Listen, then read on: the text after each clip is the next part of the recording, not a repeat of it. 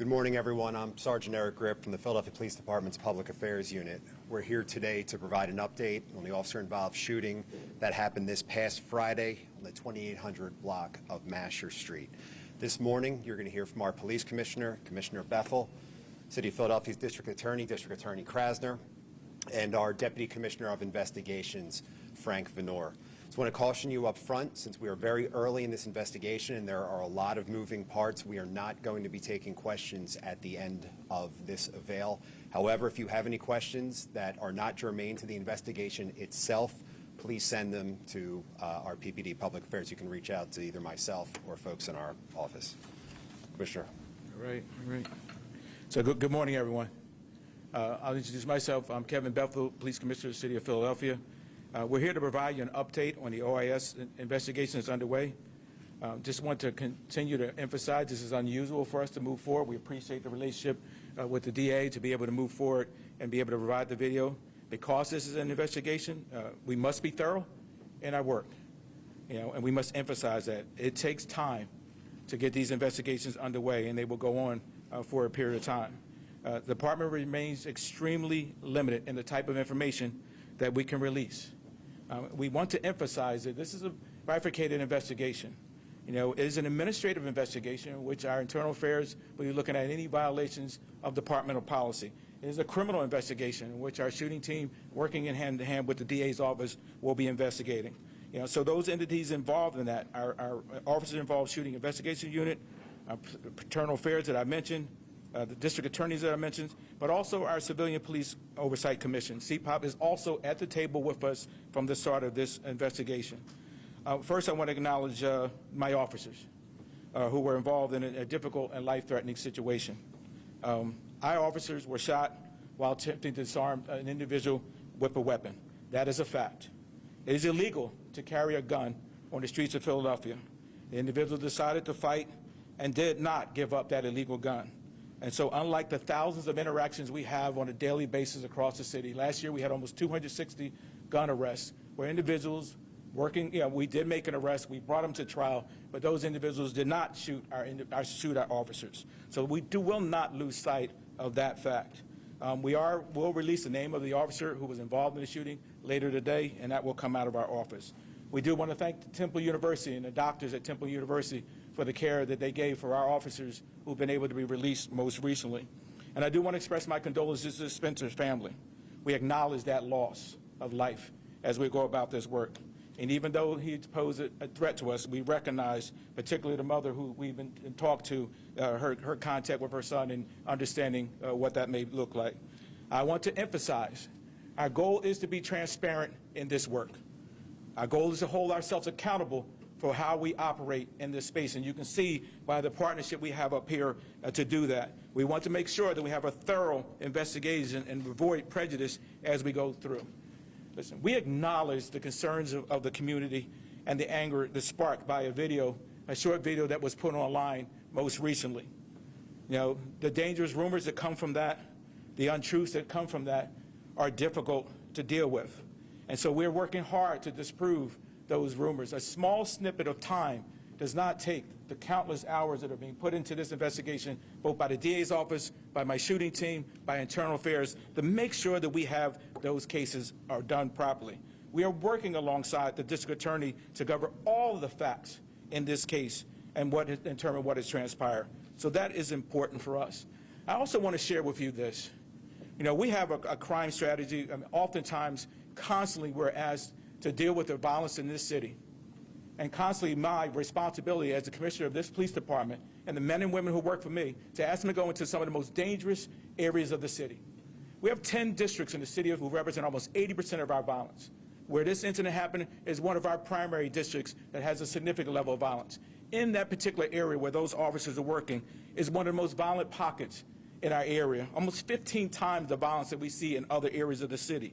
But just to give you a snapshot over the last 3 years of what happens in those areas where the officers are working, particularly where this happened, 5 homicides occurred in that area over the last 3 years. 17 non-fatal victims were shot, 1 juvenile and someone over 60.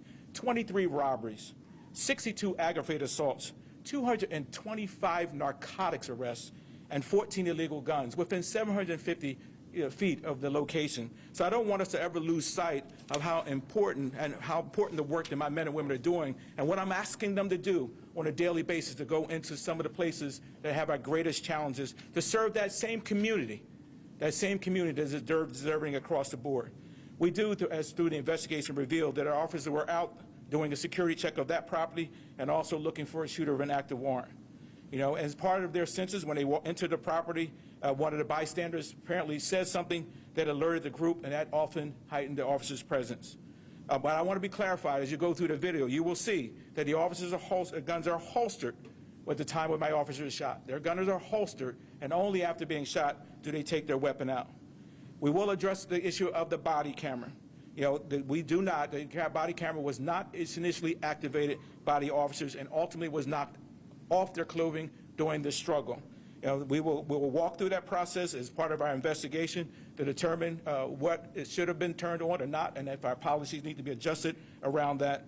But that's where we see where the body camera is at this point and how the investigation will continue into that work around the body camera. I want to emphasize the investigation, as I said before, is ongoing and limited. I reiterate that the officers involved have been placed on administrative duty as per protocol. And I assure the public, through our work and through this investigation, a thorough investigation will be conducted. I do appeal to the community. Be patient in these investigations. We are working diligently, but it will take time, as the DA will probably emphasize as he comes forward, to go through all of the evidence in this case. Everything must be reviewed. Everything, not just video. Everything in this case, from the casings of the bullets to where the officers were, all of that must be reviewed in this process, and that is not done in 3 or 4 days. I encourage everyone who has information on the individual who fled, who took the gun, and we're thankful for the FOP to put forth an award, that anyone who has information on where that individual may have gone, that you share that information with us. But I will continue to emphasize, we are the department that will be transparent. We will be a partner that will work to service our community, both in our crime areas and across the city of Philadelphia. And we will continue to lean forward in our work and continue to support our men and women in these regards. So I want to thank the media for your attention in this matter. I want to emphasize we will keep you informed as we move forward, and I'd like to turn it over to DA Krasner for his remarks.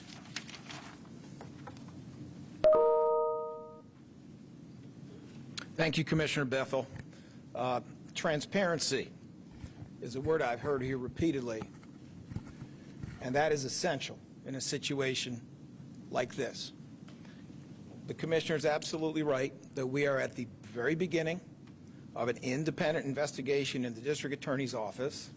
It is our obligation, when there's an officer-involved shooting, to go to the scene and to investigate it, and to do so thoroughly.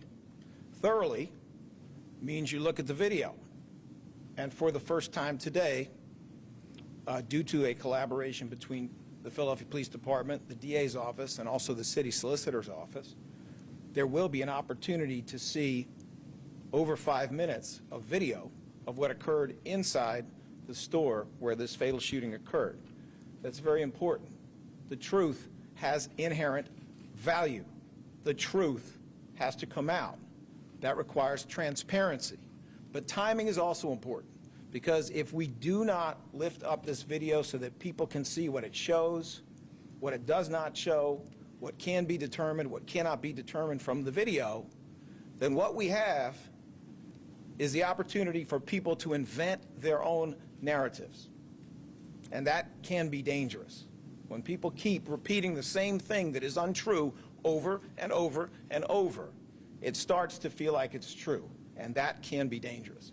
So I am delighted that we have the opportunity here to dig deeply, to get at the truth, and I will be in a position to speak in more detail, probably within about 90 days or so, about what the truth is in terms of facts as we see it, what the truth is in terms of the law as we see it. But in order to do that right, we're going to have to wait for a lot of evidence that is still being determined. We're going to have to wait for certain medical records. We're going to have to wait for a certain final autopsy. We're going to have to wait for toxicology that comes off the autopsy. We're going to have to wait for DNA. We're going to have to wait for firearms examination details. We're going to have to wait for a lot of science. And that science is crucial to knowing with certainty exactly what happened here. The reality is we may agree with interpretations of the Philadelphia Police Department completely. We may agree with them partially, or we may not agree with them. But today is not the day for that. Today is the day for transparency. Today is the day for the public to see the truth about what it is that is visible and occurred inside of a store. And today is the day to understand the limitations of all of that. Yesterday began with a meeting between myself, my team, including Clark Beljean right here, who is the chief prosecutor investigating this case, and for those of you who need to spell it, C-L-A-R-K-E, Beljean, B-E-L-J-E-A-N. Mr. Beljean is primary on this. We had a detailed meeting, I think a robust and serious discussion with the Philadelphia Police Department. City Solicitor Renee Garcia was there for the entire meeting and participated seriously in the meeting.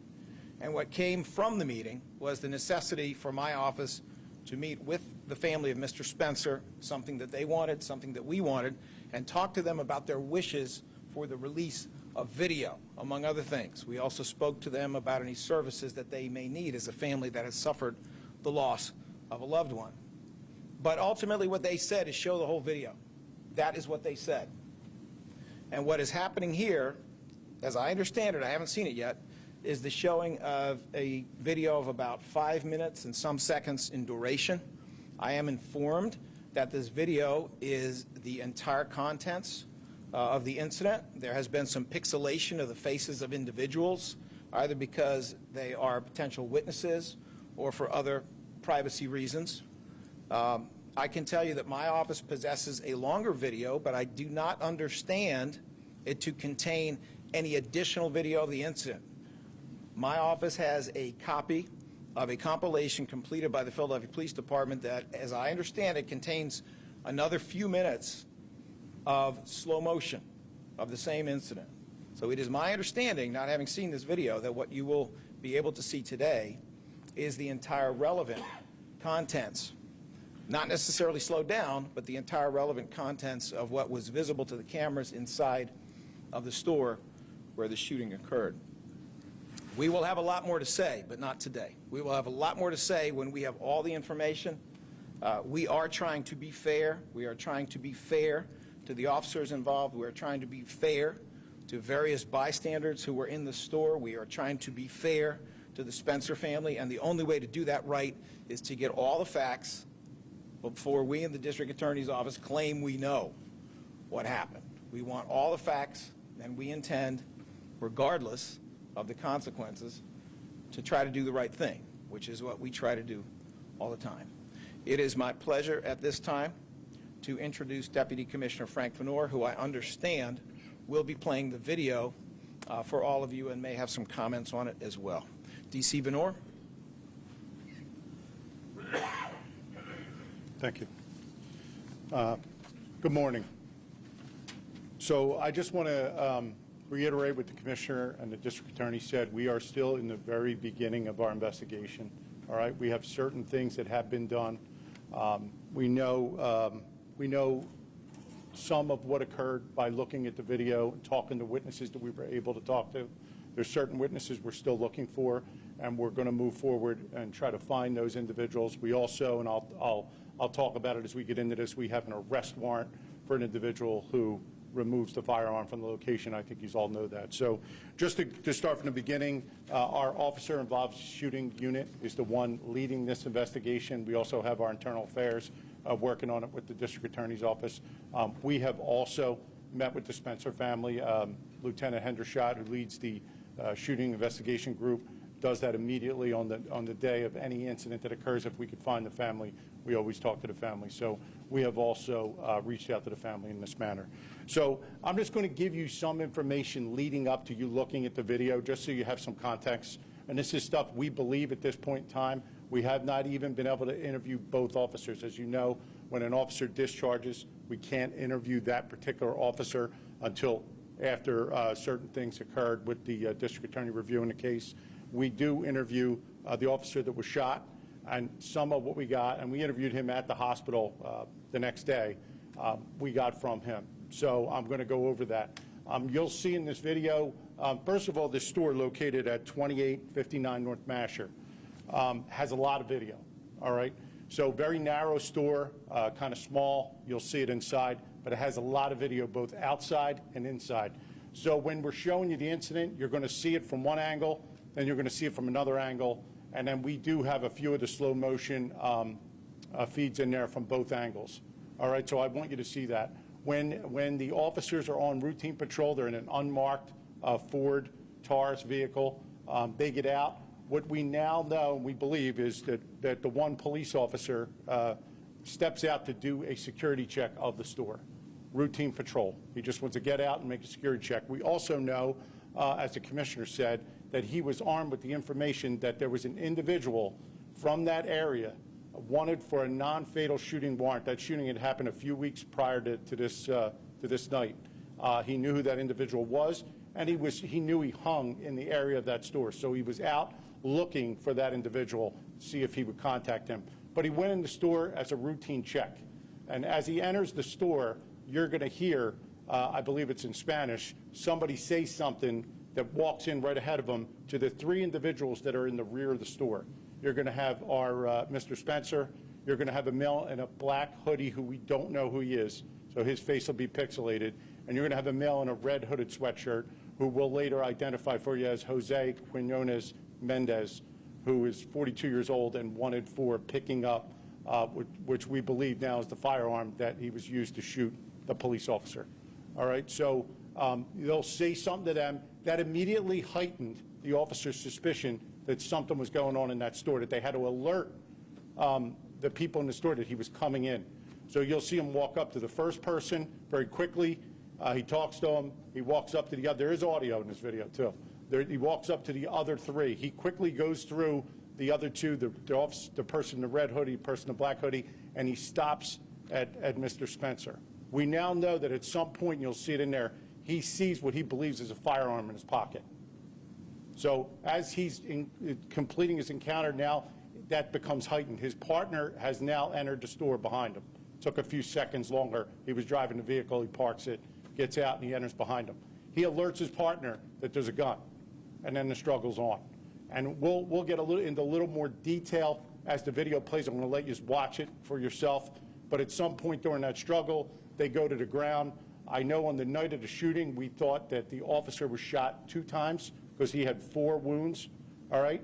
We now know that he had a double perforating wound. So he was down in a crouch during the struggle. His leg was bent, and the bullet goes in his thigh, out his thigh, in the back of his calf, and out the front of his leg. So 1 bullet went through 4 times, all right, through his leg. So that's the 4 injuries. You're going to see that in the video. You're also going to see blood protruding from his leg at some point. While that's happening, both officers' guns are still holstered, okay? The one officer that was injured did not fire his weapon. I think he tried, but it did not operate.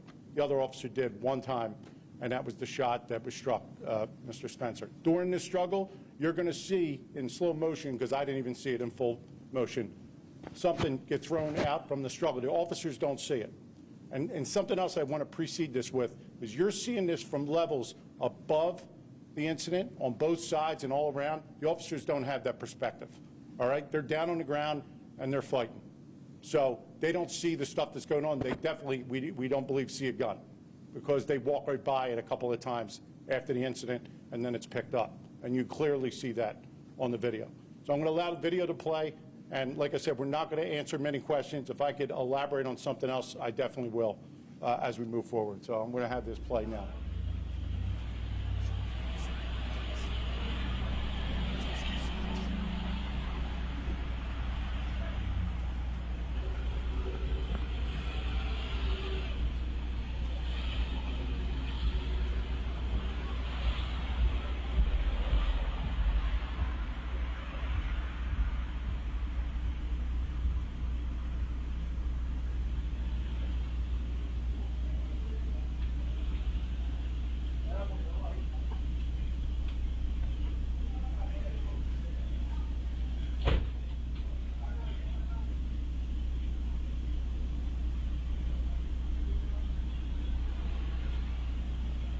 Espera, que ponen los tablets fuera. Ya, cuidado ahí, cabrón. Sí. Viene para acá, yo.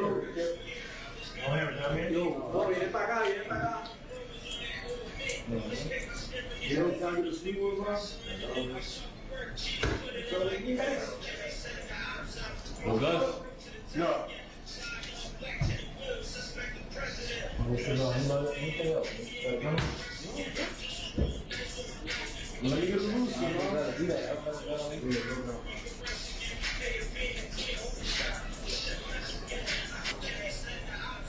Well done. No. I can't breathe, yo.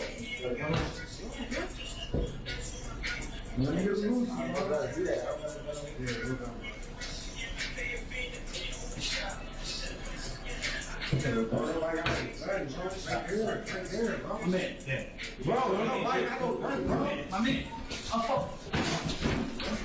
I can't breathe, yo.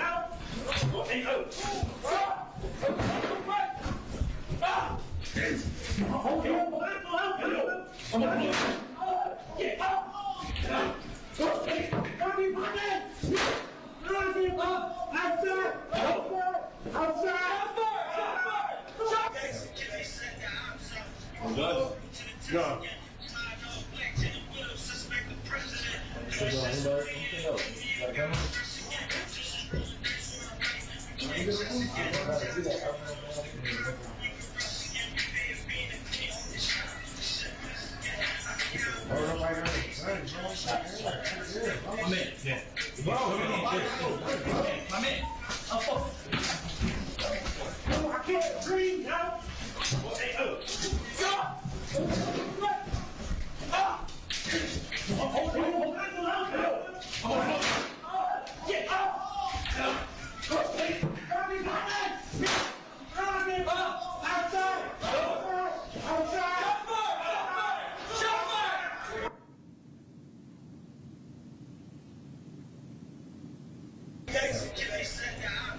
done.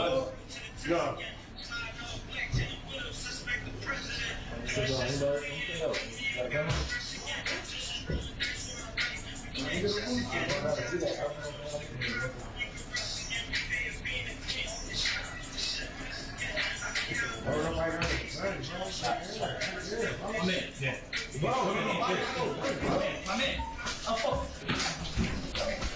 I can't breathe, yo.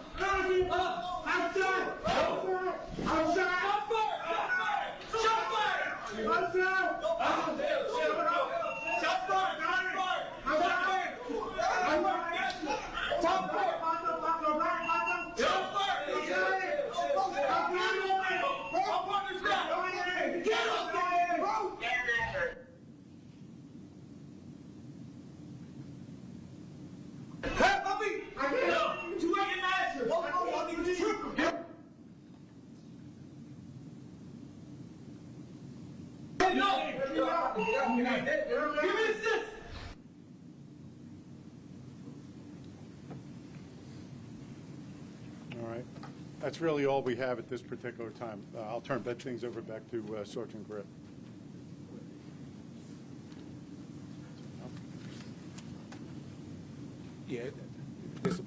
So we thank you for coming out. We asked you from the beginning to respect the process. The investigation now continues.